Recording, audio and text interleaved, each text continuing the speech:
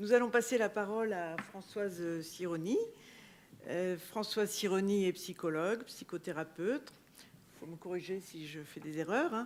Maître de conférences en psychologie clinique et en psychopathologie à l'université Paris 8. Elle est également experte à la Cour pénale internationale et auprès d'autres juridictions internationales. Elle est une des fondatrices du centre de soins Primo Levi pour victimes de la torture à Paris. Une des fondatrices d'un centre de réhabilitation en Russie pour vétérans des guerres d'Afghanistan et de Tchétchénie. Elle a dirigé le centre d'ethnopsychiatrie Georges Devereux de 1998 à 2003 à l'université Paris 8. Françoise Sironi est actuellement spécialisée dans la réalisation d'expertises psychologiques dans le cadre de la justice pénale internationale. Et elle a donc réalisé des expertises psychologiques de sujets accusés de génocide et de crimes contre l'humanité.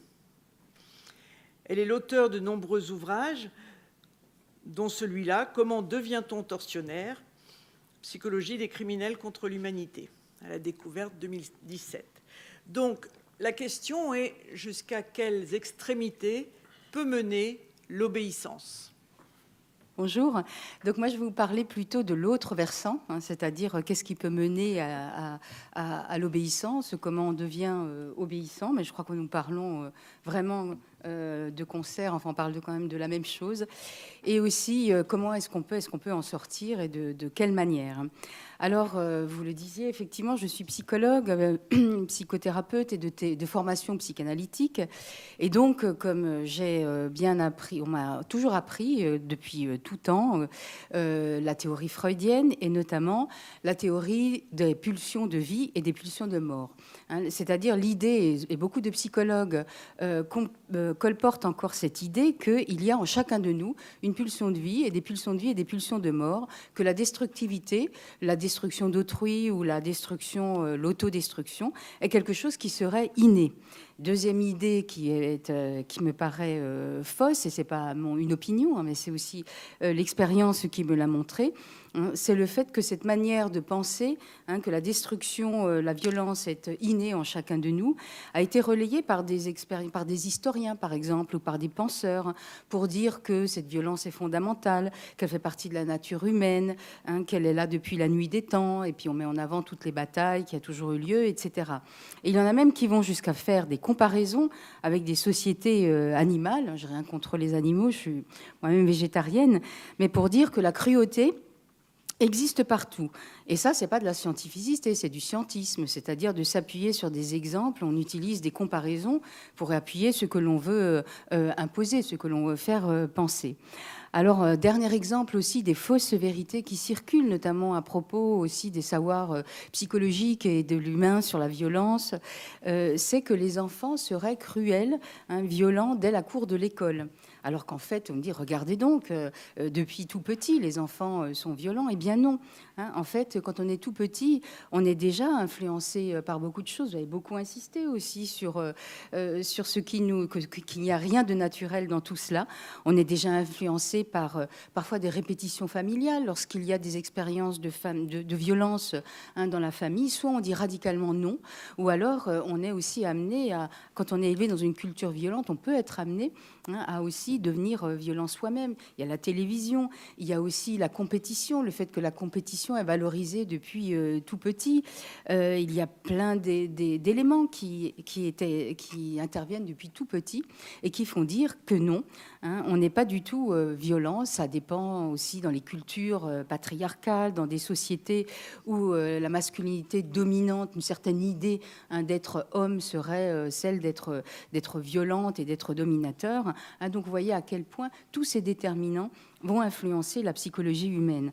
Alors, toutes ces manières de penser, ce sont des manières inadéquates, et c'est pour ça que je m'insurge. Enfin, j'enseigne aussi la psychologie à côté, en voisin à Paris 8, à Saint-Denis, pour montrer qu'effectivement, non, il n'y a strictement rien de naturel à cela.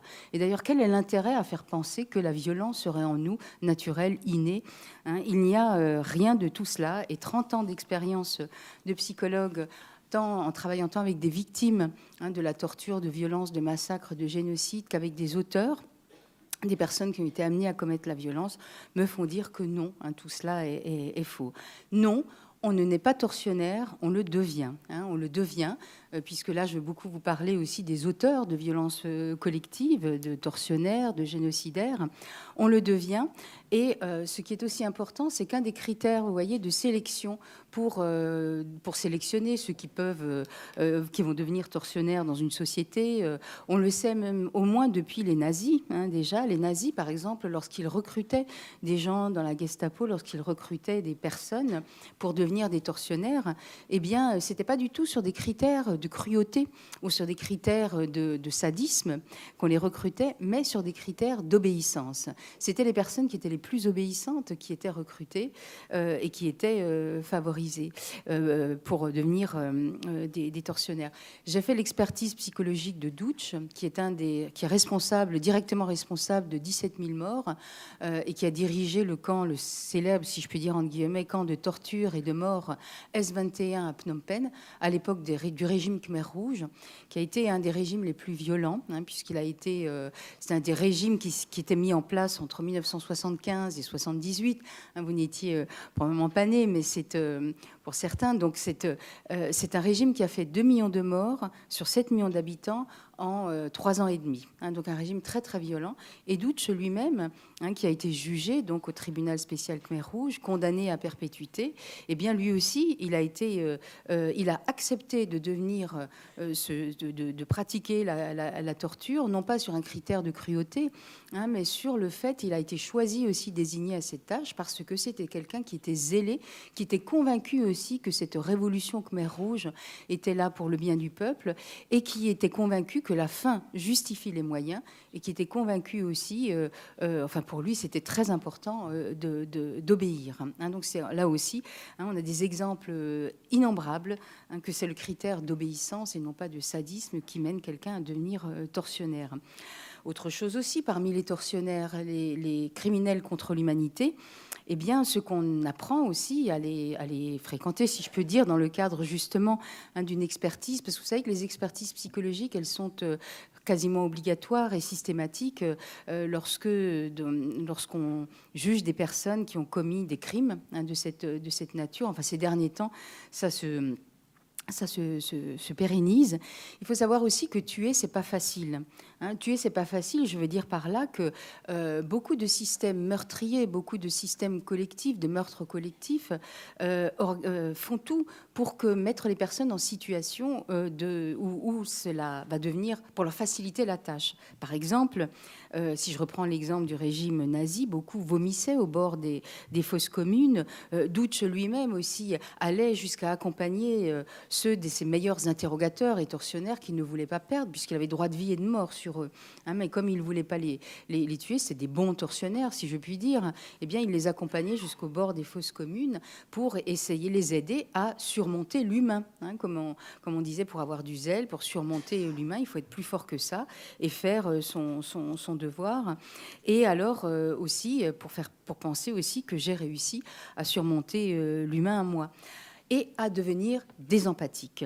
Annie parlait d'empathie. Alors ça aussi, je me suis beaucoup penchée sur la notion d'empathie. Vous savez que l'empathie, c'est la capacité que nous avons tous, plus ou moins à doses différentes, mais que nous avons tous, c'est la capacité que nous avons à pouvoir penser les pensées des autres et à pouvoir ressentir ce que ressentent les autres, mais sans jamais, c'est pas une question d'identification, tout en restant soi-même, mais c'est cette capacité que l'on a.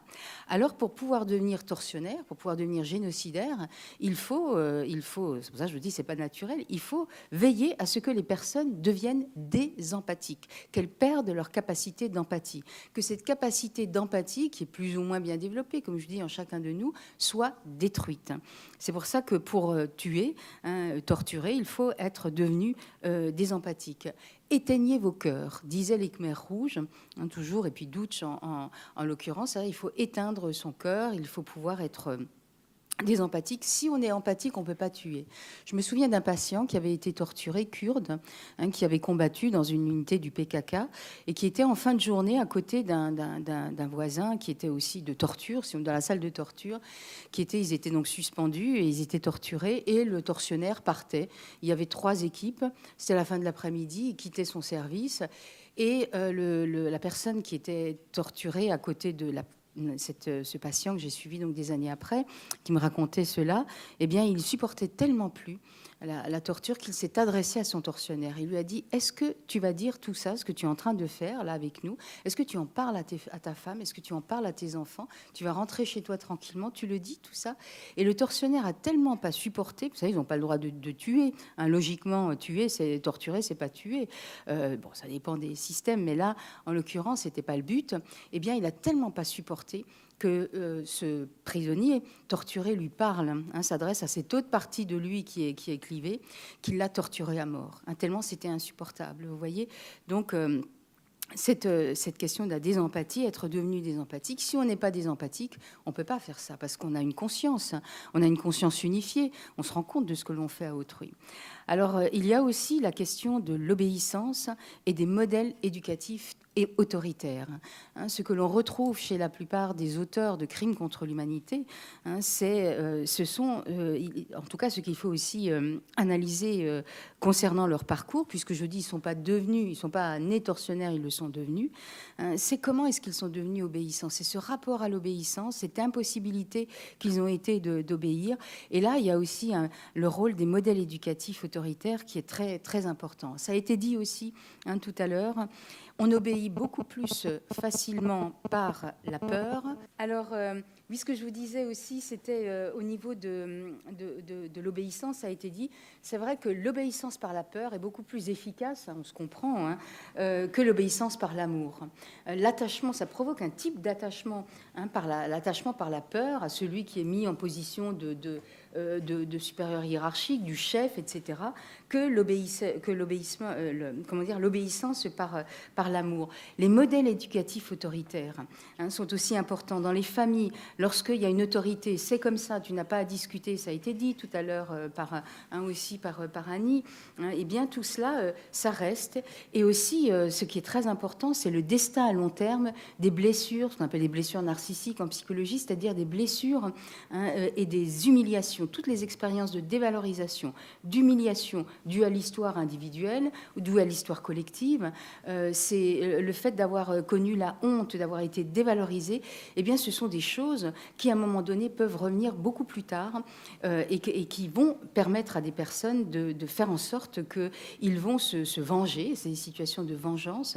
Et dans les situations où ils sont confrontés à des personnes qui sont dans des situations de fragilité ou soumis, eh bien, eux-mêmes donc vont se venger contre cette part d'eux-mêmes fragilisés, etc., qu'ils veulent absolument oublier. Mais c'est comme ça que ça peut se transmettre aussi. Je sais que je suis rapide, mais le fait que l'on puisse être, comment dire, le fait d'avoir été déshumanisé peut faire en sorte que l'on va pouvoir plus facilement déshumaniser autrui. Et lorsqu'on est en thérapie, par exemple, avec des auteurs de violences collectives, pas beaucoup vont faire des thérapies, mais un certain nombre d'entre eux, à la sortie des conflits, c'est toujours proposé hein, aussi, lorsqu'un pays sort de guerre ou lorsque des personnes ont été confrontées à la violence, ont fait de la violence, on peut proposer des dispositifs, ce qu'on appelle enfin des suivis psychologiques pour comprendre et déconstruire cette violence en eux, hein, comme encore une fois, c'est pour comprendre, c'est pas pour justifier la violence, mais c'est de dire, vous n'êtes pas né comme ça, vous l'êtes devenu. Hein, de quelle manière? Et ils sont peu nombreux, mais quand même, de plus en plus aussi, les personnes veulent avoir cette réflexion sur la violence qui les a amenés à devenir violents. Vous évoquiez tout à l'heure ce travail qui a été fait, ces centres de réhabilitation qui ont été construits en Russie, notamment à Perm, pour des personnes qui sont d'anciens vétérans de guerre de Tchétchénie de Tchétchénie et d'Afghanistan. L'idée, c'est aussi de se dire que la violence, quand elle est en soi, quand on l'a commise, eh bien, ça s'oublie pas, ça fond pas comme le sucre dans le café. Hein, vous voyez, on se souvient, les anciens, les personnes qui ont tué, hein, voient les yeux, ils ont des souvenirs des yeux, ils se souviennent des paroles, ils se souviennent des cris, etc. Et tout d'un coup, du jour au lendemain, ils devraient passer d'une société de guerre à une société de paix. Et puis, ils oublient tout ça, ils n'en parlent pas, ils racontent pas à leurs enfants, ils racontent pas à leur conjoint, mais toutes ces images restent à l'intérieur d'eux-mêmes. Et c'est pour ça qu'il est aussi nécessaire de proposer ce que j'appelle des dispositifs, c'est-à-dire des centres, des possibilités, ou de pouvoir parler de la violence qu'ils ont commis, pour pouvoir déconstruire cette violence. Sinon, ils restent comme des bombes dormantes. Ce que j'appelle des bombes dormantes, c'est-à-dire qu'à d'autres, ils peuvent être manipulés très facilement, et cette violence qu'ils ont déjà été amenés à commettre, eh bien, peut se répéter très, très, très facilement. Alors, bien sûr que non, on peut résister. Je dis bien sûr que non, c'est pas aussi automatique que ça. On peut résister, on peut dire non. Et voyez toutes les personnes qui sont présentes ici, qui vous parlent. On parle de non-violence aujourd'hui. Bien sûr que ce n'est pas aussi automatique que ça. Mais malgré tout, il y a des régimes dans lesquels les personnes préfèrent mourir que de commettre des actions de violence. Je ne dis pas qu'il faut aller jusque-là, mais vous voyez, dans le régime Khmer Rouge, 2 millions de morts sur 7 millions d'habitants, il y a des personnes parmi ces 2 millions qui ont préféré mourir plutôt que de commettre des actes de violence cruels, parce qu'on était contraint à exercer la violence. Alors bien évidemment, il ne faut pas aller jusqu'à des extrêmes. Tous ces pays, tout le monde ne va pas jusqu'à des extrêmes comme ça, mais ça va très très vite.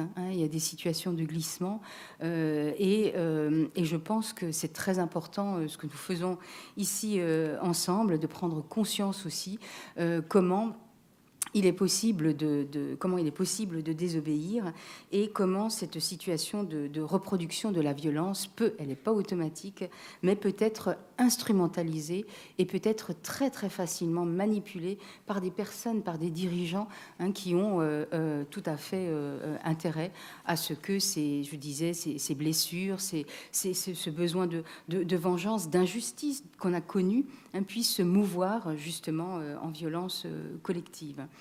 Alors, que vous dire encore ? Il y aura beaucoup de choses à dire dans cette proposition qu'on ne n'est pas obéissant, mais qu'on le devient. Eh bien, j'ai consacré finalement toute ma vie, et je continuerai à le faire, à m'intéresser à ces processus de violence et à savoir comment, pourquoi c'est si facilement instrumentalisable, et aussi comment en sortir. Et c'est vrai que je suis, malgré le fait de travailler avec des victimes de torture, de génocide, et également avec des auteurs, malgré tout, je reste profondément optimiste, parce que un autre monde est possible, un autre monde à construire est possible, parce que vous êtes là, parce que nous sommes aussi des relais. La non-violence n'est pas née d'aujourd'hui, et je pense que dans toutes les situations dans lesquelles nous vivons, il est effectivement possible de dire non, de refuser et de construire autre chose. Alors pour terminer, je voudrais juste citer faire trois citations en guise de conclusion. La première est d'un penseur indien qui s'appelle Ramana Maharshi, qui disait « La libération est en vous, vous devez simplement vous débarrasser des choses extérieures qui se sont imposées à vous ». La deuxième citation à laquelle j'adhère aussi complètement est celle de Gandhi, dont on a déjà parlé ici, c'est « Soyez le changement que vous voulez dans le monde ».